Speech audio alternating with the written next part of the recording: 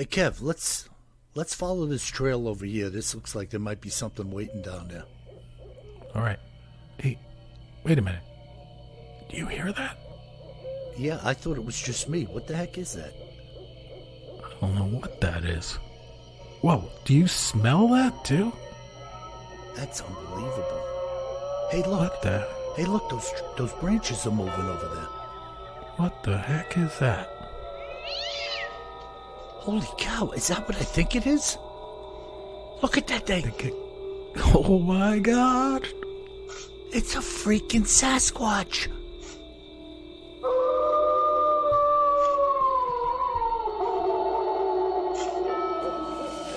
Welcome to the Bigfoot Terror in the Woods Sightings and Encounters podcast. I am your host, W.J. Sheehan, author of the series of books Bigfoot Terror in the Woods Sightings and Encounters, 10 volumes available at Amazon in paperback and ebook.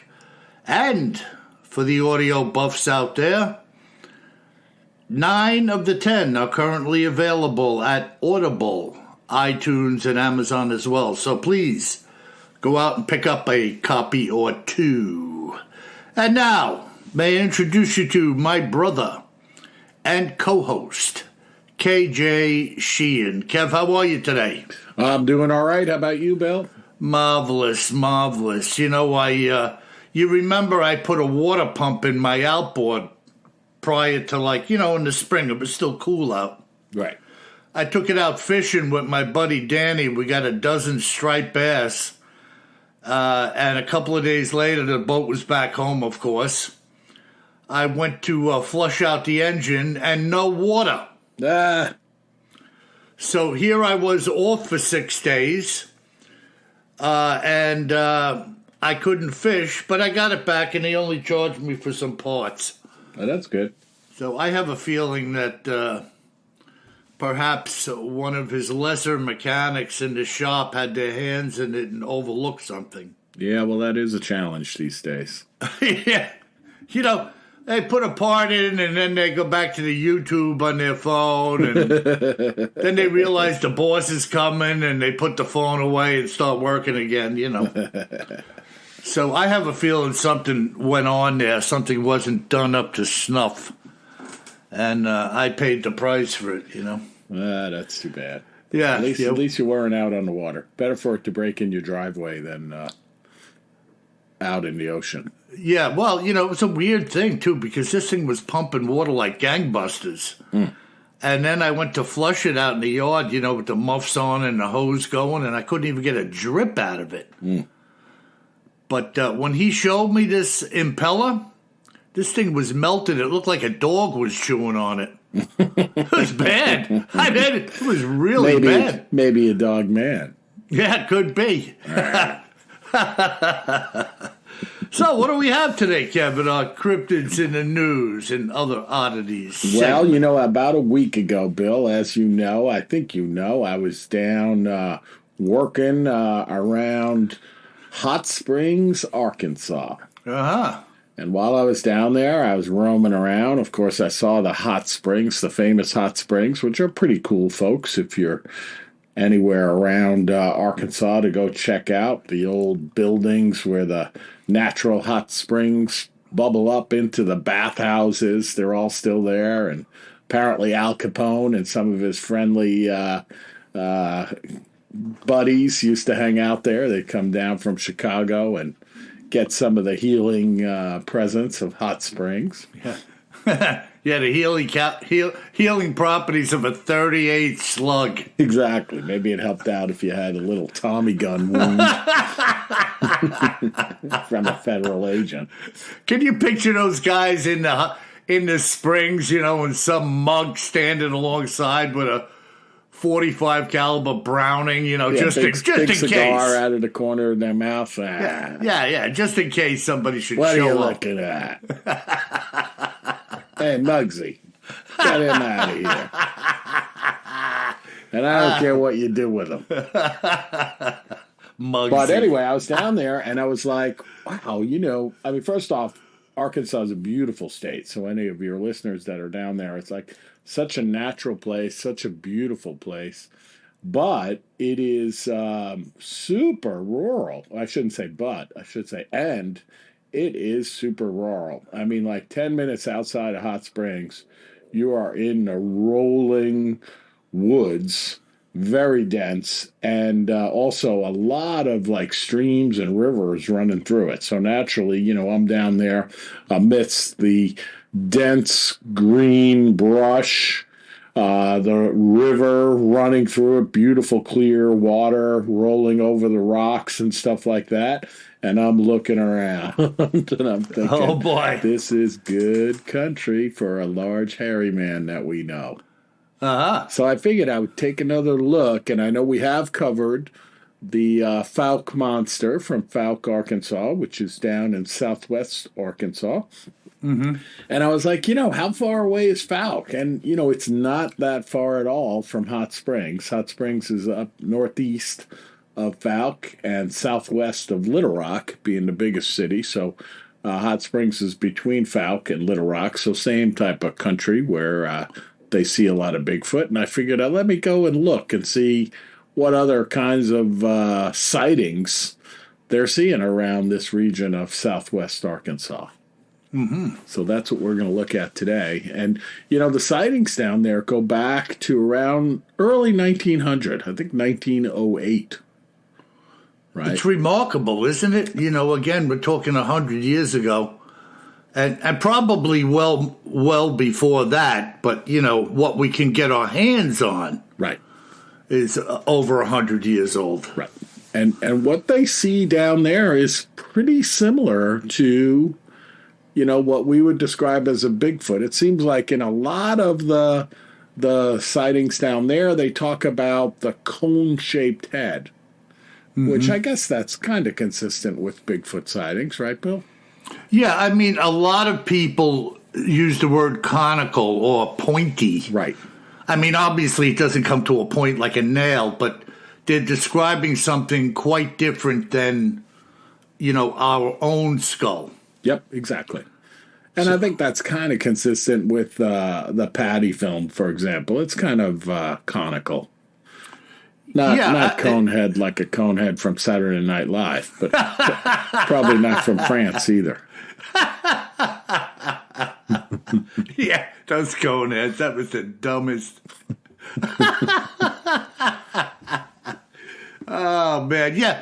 And, there are some people that talk about a conehead that really is like a cone, like the old handheld cheering thing at the college football games, Oh, yeah. And they say that area of the skull is bald, whereas, and then the hair starts. So maybe some Bigfoot is suffering from pattern baldness. Yeah, it could be. Receding hairline on the cone. But they talk about it, of course, as being very large, 8 or 9 feet tall, up to 400 pounds, probably light on the pounds. But again, we've talked about how hard it is to estimate that. Yeah. With brownish red or black hair, unusually long arms. Yeah. And people down there have seen them in groups, too. So several Bigfoots, not just one by itself. Mm-hmm. And I have a sighting here I'm going to go through from a gentleman named William Lunsford. And he had his first encounter about 40 years ago. Okay. Mm-hmm. And he describes it as the beast began to stand up and he lifted a branch and kept standing, so getting taller and taller. And he says, I immediately just froze, recalls Lunsford. And at that time, Lunsford was 17 years old, and he was fishing. So he's out there in the woods, like I was describing, these beautiful, crystal clear streams and rivers, dense woods all around him, a lot of greenery, and all of a sudden he sees this creature, gets a glimpse of it, and it's like lifting up a branch and starting to stand up. Can you imagine? I mean, you want to talk about... And of course, he reached immediately for the camera he didn't have. Well, yeah, that's 45 years ago. So. Yeah. And then he's so he's saying he's about 40 yards away. And he says, I can't hardly breathe. Wow. So you were asking, how can you imagine? Here we go. Let's put ourselves in Thomas's place. He says, I can't hardly breathe. There's tears that are streaming down my face, and I've actually wet my pants, he said. Wow. Yeah. And he says the encounter, now on a continuous video loop in his brain, he says that emotion from that day 40 years ago in April is still fresh. Yeah, you're not going to soon forget that. No. And it doesn't matter what anybody says or thinks, and if you haven't told anybody, you're not even really venting it to anyone, but you are not going to forget that moment. I mean, that is just like etched in your brain. No, it's like, I'm sure it's a form of PTSD, Yeah. I mean, he goes on to say, I can see everything just as it happened. I can feel everything. It's been so many years ago, but it's so affected my life. Amazing, right? Yeah, no, it is. When I told you I've had some experiences, I'll never forget them. And that's why I can share and empathize with other people, because I get it. If anyone gets it, I get it, and I understand what you're up against, But, on a side note, a friend of the podcast and a friend of mine, my buddy Philip down in Kentucky, he's Cherokee. His grandmother was full-blooded Cherokee. And he refers to, like, two different things going on down there. They had a being that they called the Wild Man. Yeah, and they do in Arkansas, too. They talk about the Wild Man of Arkansas as well. Yeah, and this is like, who knows? I mean, we don't know. We're guessing. We're speculating. But this Wild Man, to me, is more like, Cro-Magnon man. Not fully covered, not like a Bigfoot, but they are said to be cannibals. So they will come after humans, and they are definitely not frail little stick figures when people encounter them. They're a force to be reckoned with, Yeah. Yeah, in Arkansas, the Arkansas Wild Man, the sightings of that date back to 1834. Yeah, and I'm sure before that. Oh, yeah. Yep. But yeah, wild stuff. So we're going to talk about another account down here. So another sighting was recorded by a woman named Heather Owens. And she says, right here, and this occurred in 2011, right here, I slammed on my brakes, and it was probably from me to you, says Heather Owen. And I don't think she means from me to you, Bill, like 600 miles. Well, that's close. But she says, in 2011, she was driving down Williams Road in the dead of night in an open field behind a bale of hay. Owen says a Bigfoot stood up. So a little similar. Yeah.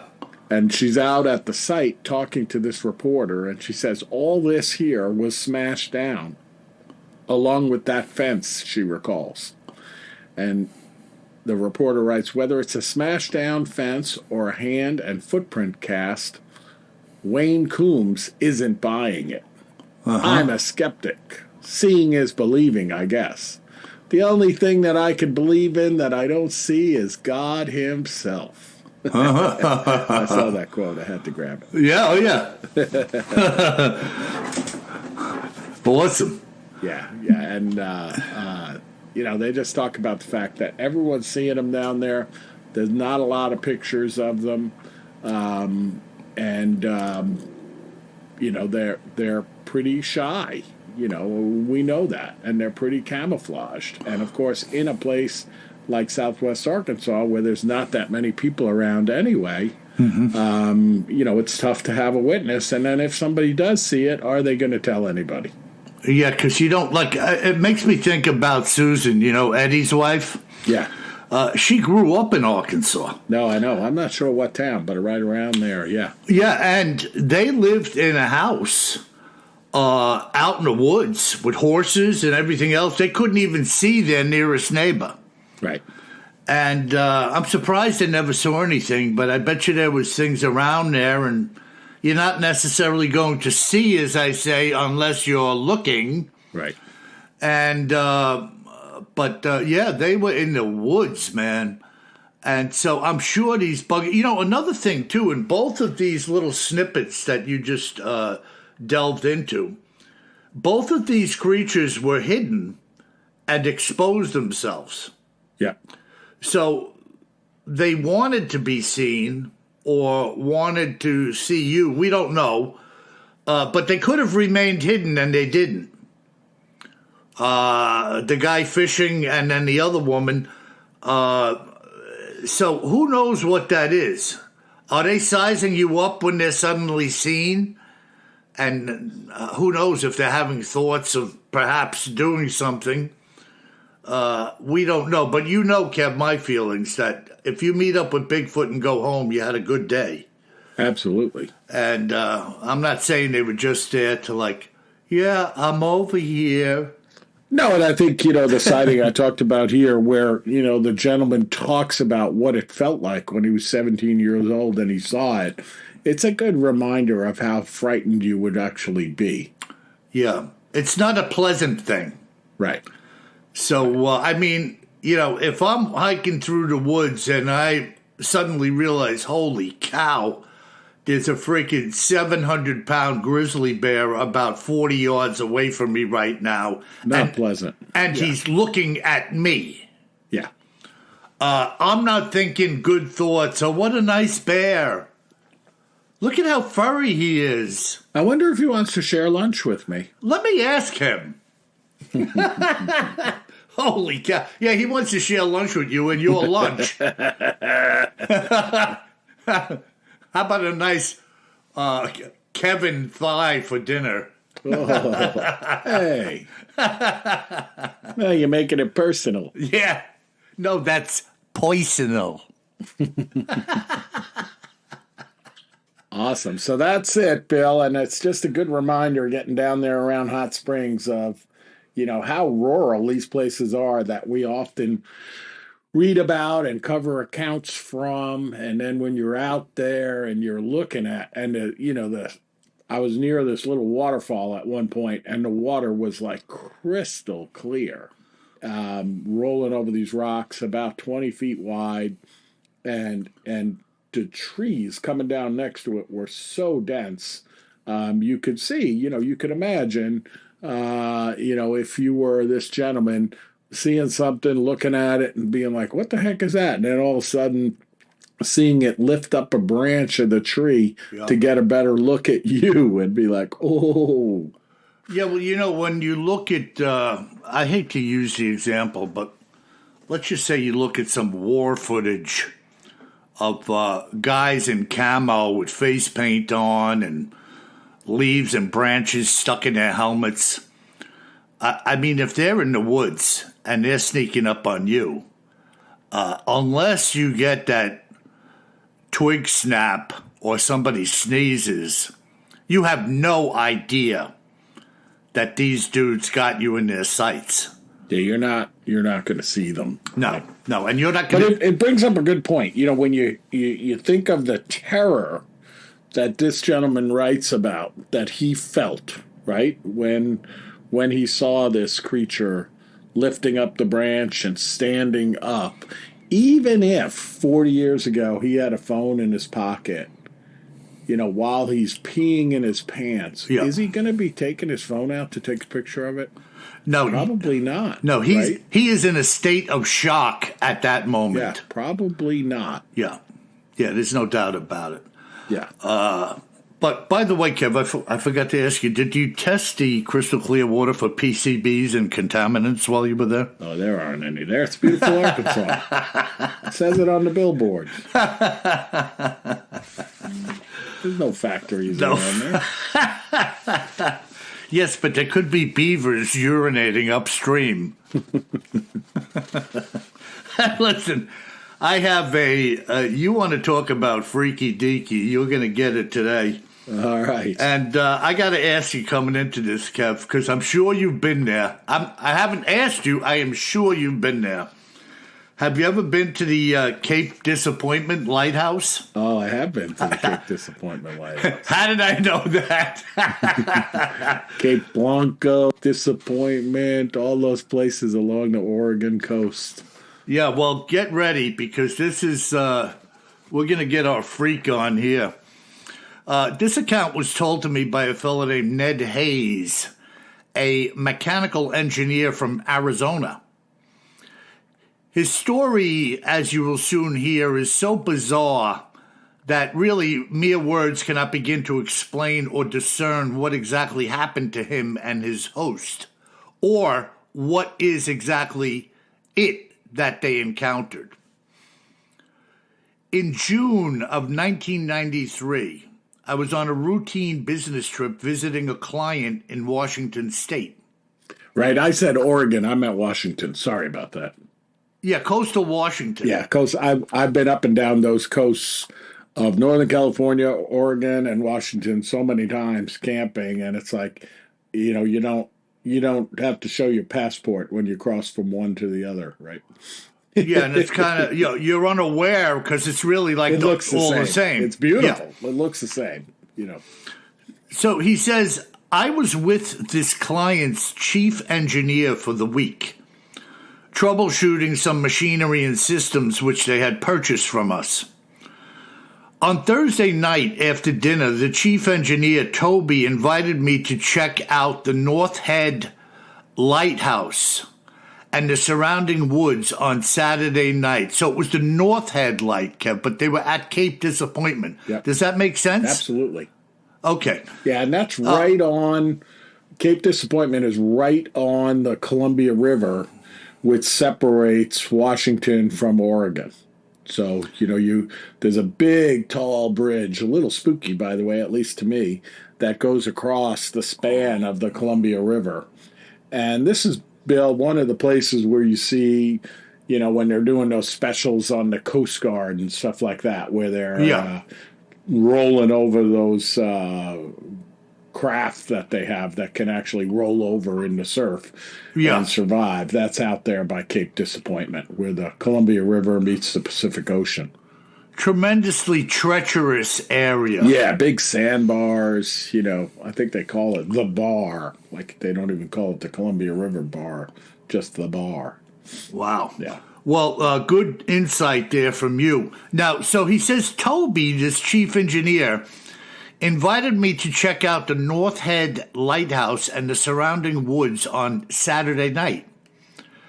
At the time, I was 26 years old, and Toby was 27, as he began to tell me that it was a pretty creepy place and that there was a lot of deadly history surrounding the area. The area which the lighthouse looks over is known as the Graveyard of the Pacific. Thousands of ships and many lives were lost in the area through the years as captains and vessels attempted to enter the Columbia River's mouth. There was apparently an area below the lighthouse bluffs named Dead Man's Cove, in which the bodies of one such wreck's crew washed up on the beach, the spirits of whom are said to be seen in the area and even climbing the bluffs.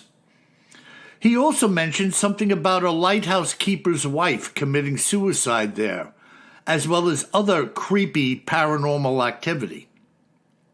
Well, I have to tell you, this was a ghost story for the record books, and he had reeled me in hook, line, and sinker. Saturday came around. The weather was dismal, to say the least. The sky was dark gray as the afternoon waned, and the wind was gusting to 50 miles per hour, howling over the bluffs upon which the lighthouse sat. There was maybe 20 minutes of fading daylight left when we entered the woodsy trail, which Toby said led to the lighthouse. I'm not even sure we were allowed to be there at the time, which is neither here nor there. I was simply following Toby's lead. Flanking this trail were moss-covered trees and bushes in patches and sections along the way. We could hear the surf pounding as we made our way through the trail. The wind was barreling through the trees at a rate that made me almost fearful of what was waiting for us at the trail's end. Well, the fear that was waiting for us was not to be at the trail's end at all. What I'm about to say to you is so out of the box insane that I don't expect you or anyone else to believe me.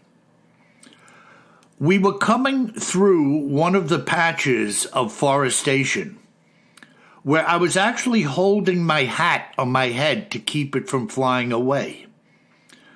This is something that had already happened once. During one of the wind gusts, I had turned my head to my left with my hand on my head, and Toby was just yards ahead of me with his head bowed to the ground, trying to do the same. My eyes at that time were looking into the trees when I saw the figure of a man wearing a traditional Native American type of clothing, walking through the trees just ahead of us. I couldn't believe my eyes, and I quickly stepped forward, hitting Toby on the shoulder and telling him to look. We stopped dead in our tracks as we watched this Indian, who appeared to be a chieftain of some sort based on his costume, walk up into the trees where he vanished from view. What I'm saying to you is that we were watching him in full body form, complete with clothing, his hair blowing in the wind, and then he just dematerialized before our eyes. I said to Toby, "Did we just see that?" And he followed up by saying, "I told you this place was creepy." We stepped into the woods and looked all around, but there was not so much as a trace of this Indian we had just seen. Toby told me that the Native Americans used to inhabit this area in the thousands, but were gradually pushed out by the white men to the point that there were only a handful left today. He also said that they considered this to be a very spiritual and somewhat haunted area. As if what I have told you so far was not crazy enough, what happened next was the topper. This Indian had vanished, perhaps 30 yards ahead of us, and at the time, he was almost moving at what I would say was a trot, like he was pursuing something through the woods. His face was forward, and his shoulders were somewhat hunched over, leaning into his forward movement in the gusting wind. We got up to the trail to a point where we were just beyond where he had disappeared, and the wind was actually increasing. At this point, the gusts had to have been more than 70 miles per hour and were buffeting us so hard that it was stopping us from moving ahead at times. We were also walking in just about total darkness as nightfall set in. Toby stopped, and I looked up as I saw his feet stop walking. Just ahead of us, standing in the middle of the trail upon which we were walking, was a huge Sasquatch with glowing red eyes waving at us in a way that said, "Come this way." I looked at Toby, and he looked at me. And as we turned back, the creature was walking away from us, heading up the trail at a quick pace. As you would imagine, we were none too quick to follow. And at this point, we were more than a little freaked out, so we stood our ground. The Sasquatch had disappeared around a bend just ahead of us, and we gradually pursued as darkness was virtually upon us. I can't even believe these guys did this. When we had made it around the bend, there was no sign of this creature. The woods had opened up into a grassy area with nothing in sight except for the vast ocean. The Sasquatch had to have been 10 feet tall, and its eyes were glowing like two red flashlights. Why it was there and why it was waving at us to come forward is beyond me, but that's what happened. Well, the two of us had quite enough entertainment for one night and hightailed it out of there. What all of this was about is anyone's guess, and I, for one, haven't got a clue as to why all of this had transpired and to what end. What exactly the Indian and the Sasquatch had to do with each other, if anything at all, is beyond the imagination of man, and that includes me. What do you think of that, Kev? Holy moly. And that, I can tell you, Bill, like that wind gusts and stuff like that, that's all par for the course along that coastline. I mean, I remember going to visit some of the lighthouses out there where they actually had signs to hold on to your children firmly because you could get blown off of the bluff. Man, I could see it just getting the best of you, like somebody shoving you in the back. Yeah, and of course, if the place is called Cape Disappointment, yeah, it's generally not a good thing. But it's interesting, Bill, while you were talking about it, I was like, okay, the North Head light and the regular light. And I think even the person writing about this to you or talking to you about this sighting, they may even be slightly mixed up because it's because everything has similar names out there, and they're all these quote unquote disappointing names. Yeah. So let me tell you. So the North Head Lighthouse, let me describe it for you. So Cape Disappointment is this point that kind of juts out into the Pacific and into the Columbia River. So, it would be if you were coming east on the Pacific Ocean, the left-hand entrance of the left-hand side of the entrance to the Columbia River is Cape Disappointment. Okay.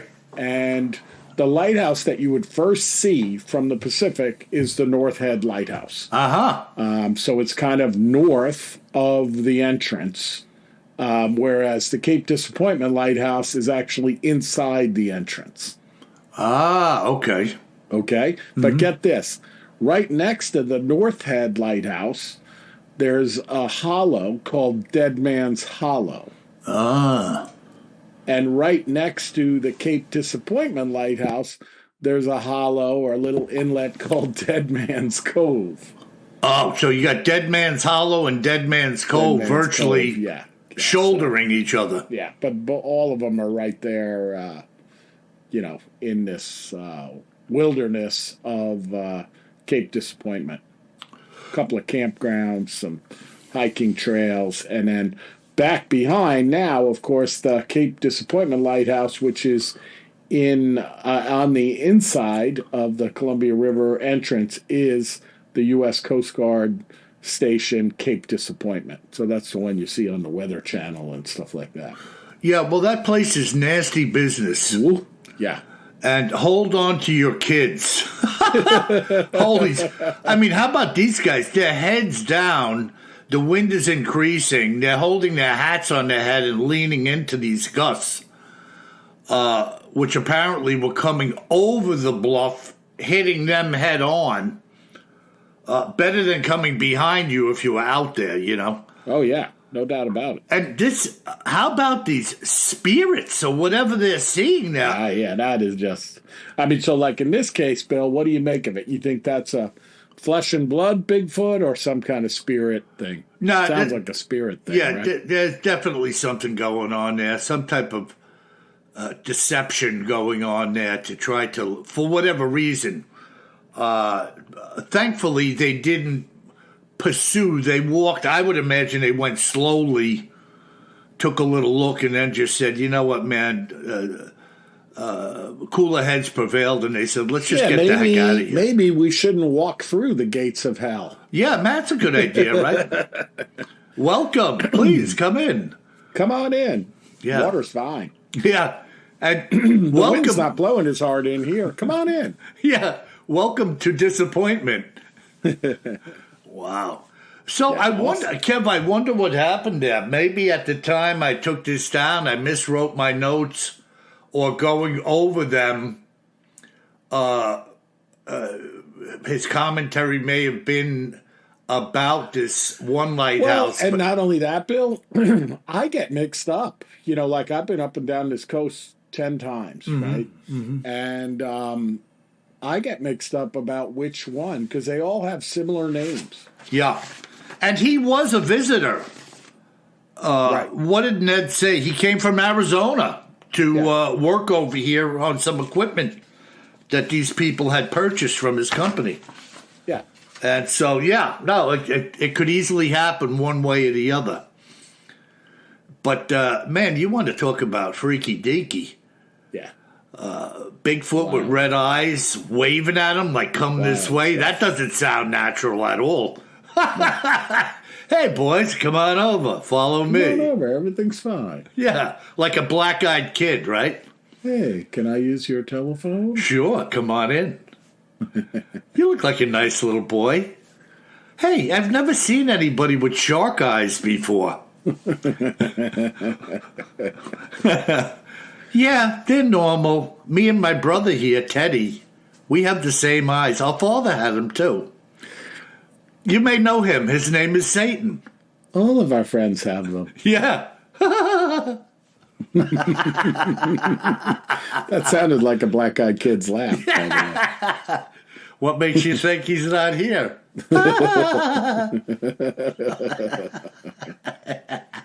Awesome. Yeah, so that's it. What do we got on listener mail today, bro? Oh, we got some good listener mail. So the first one comes in from one of our senior correspondents out in the field, perhaps our first senior correspondent, and we'll be talking about a little milestone here. So let's celebrate Rick from Ohio, our first senior correspondent. And he writes in, "Hi, WJ and KJ. Thanks for covering the potential Bigfoot caught on camera on the Cass River, in Michigan. That's what I did, I think, last week, maybe the week before. Yep. I'll be passing through that area on vacation in a few weeks, and we'll have eyes wide open for the hairy man." All right. Like a good senior correspondent, Rick. Yeah. If we don't talk to him again, we know what happened. Yeah, Rick, make sure to write in and let us know you're okay. And he says, "I noted on the website that the next podcast, in fact, this one that you're listening to now, folks, will be number 200. Da, da, da, da. Hey, Bill, get one of those black-eyed kids that's sitting next to you to blow a bugle." Very good. And Rick writes, "Congratulations on the milestone, and thanks for the work you put into the podcast and the enjoyment that I and your huge worldwide audience get from listening every week. Onward," with an exclamation point. Easy for me to say.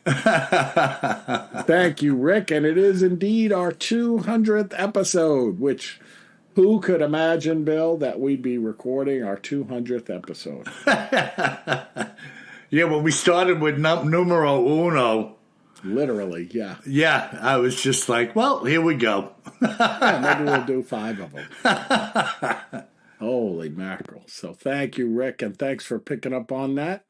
It's good to celebrate the small things in life. Absolutely. Cool. All right, and our next one comes in from Angela. And she says, "Hi, guys. Sorry if you got multiple emails. I had issues on my end. Wasn't sure if it got sent. That's okay, Angela. Better to send a few rather than just one. And she says, anyway, there is an excellent doc on Chestnut Ridge UFO/Bigfoot on YouTube. And she says, check it out. Tons of great information. You might want to cover it on a future podcast. So, Angela, thank you very much for the tip. I love getting the tips from listeners out there. And as all of you listeners know, I have been covering a lot of them that you suggest. I go and research them and put them up. So. Yeah, it's always good to hear from you folks. And remember, if you've seen something, say something, or if you have a tip, go to BigfootTerrorInTheWoods.com and just hit the contact button. And exactly. I'll get up with you. Yeah. And our next one comes from James, and I put from a big city because he was a little anonymous where he's from, and that's okay. So we'll just say a big city. But James writes in and says, I enjoy your podcast. I like the format of your show, but your heavy New York accent, which put me off at first, I must admit. Then I realized that you and Kevin were for real and truly enjoy what you do. We are quite for real, unfortunately. Yeah. James. Yeah. I'd like to say we're acting, but this is it. This is it. Sorry for the accent, buddy boy. And he says, I'm binge listening to all of your podcasts and often listen at warp speed. Well, about 1.5 to 2.0 time factor. Holy mackerel, James. I have listened to other podcasts at an accelerated speed, and I can't imagine listening to my brother and I at an accelerated speed. What's that? What is that? What is that all about? What do you mean you're listening to us at an accelerated speed? Well, on the podcast player, you can click what speed you want to listen to it at. Like if you pick so that you can, if it's a 20-minute episode, you can listen to it in 10 minutes at 2.x. But I don't understand. Suddenly we're speaking real fast. You can't understand. Or you could listen to it at 20.x and it'll sound like Cousin It from the Addams Family. Enjoy yourself. Oh my God. He says, I often step through the banter and get to the meat and potatoes of both of your topics. All right, that's fine. If you don't want the banter, that's okay. But again, we are for real. You mentioned it yourself, James. Banter comes with the picture. I'm on a fixed income, so I cannot buy any of your books. But I'm considering something in the future. That's okay. That's totally okay, James. I'm 72 years old in July, and I drove a city bus for 24 years in a big city. So I stood the test of time there and met many interesting people, most of whom were nice. It is one of the most underrated of professions. Sorry for your recent loss, Bill. I lost my brother to cancer a year ago in March, and we use Zoom all the time to talk about the Bible, and he was a true scholar of the good book, and I learned a lot from him. And then James, we're sorry for your loss. James writes, Kevin, you're a good fellow as well, if you read this. Best wishes. Exclamation James, I can tell point. you were driving a bus in a big city because you kind of threatened me that I'm only a good fellow if I read this. So. Hey, you talking to me? Hey, sit down. This is my bus.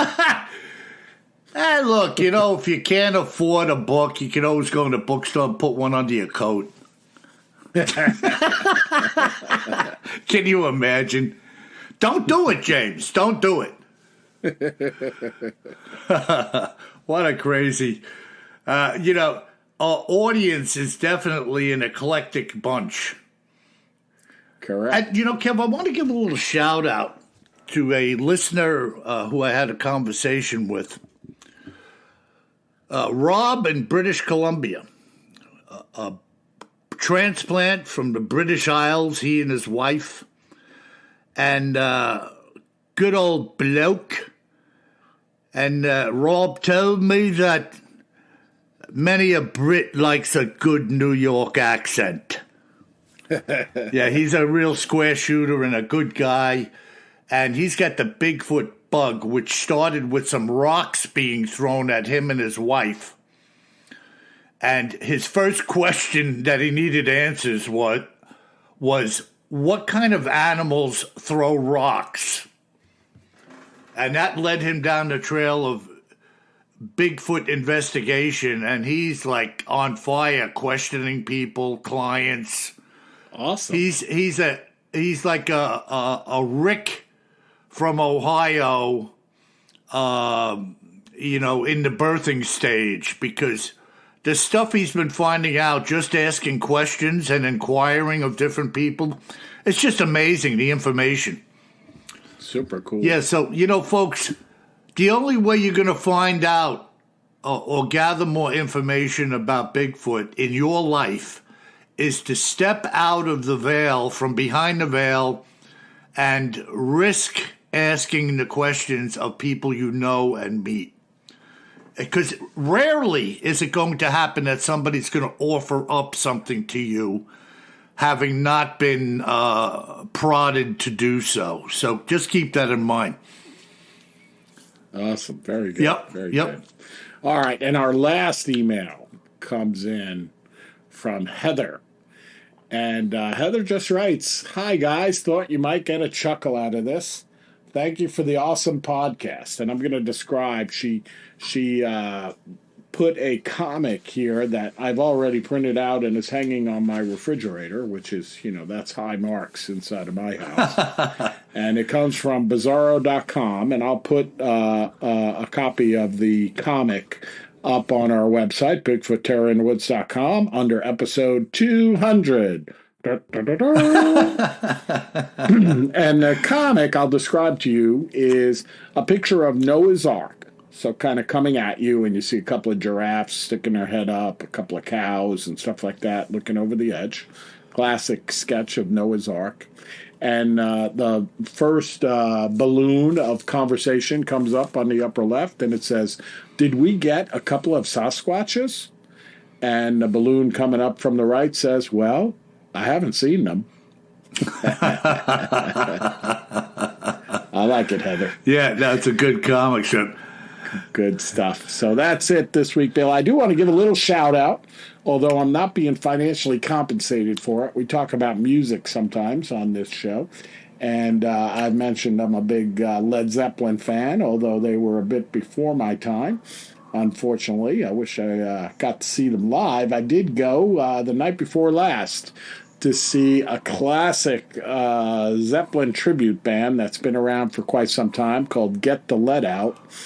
And oh my goodness, folks, if you're a Zeppelin fan at all and you get the opportunity to go see Get the Lead Out, they play all around the U.S., maybe Canada too, I don't know. Fantastic show. Yeah. Yeah, really, really good. Yeah, there's a band here on Long Island, Kev, called Les, L-E-Z, Les Zeppelin. And it's three women. I don't know why they tend to that Les thing, but whatever. But that's what they call their band, and they are freaking excellent. Yeah. So I mean, these folks, there's six of them in the band, which, of course, they pointed out isn't true to the four members of Led Zeppelin. But I really liked them for the music and that they didn't take themselves too seriously. Like, they didn't think they were Led Zeppelin. They just loved Led Zeppelin and loved playing the music. And they were pointing out that it's the music is so complex, it's virtually impossible for them to do with four people. Like, it points out how exceptional Jimmy Page, John Paul Jones, Bonham, and Robert Plant were. Yeah. In the day. Yeah, interesting stuff. Very cool. So great show. Thanks, folks, for listening. Please give us a 5-star review on your favorite podcast player. And if you want to give us a really nice written review as well, that's fantastic, too. Yeah, and for those who have been with us for 200 episodes. Many thanks, and looking forward to 200 more. And remember, folks, if you should find yourself marching around the Cape Disappointment area, or Hot Springs, Arkansas for that matter, you better remember one thing. Always carry more gun than you think you're gonna need. Sleep tight.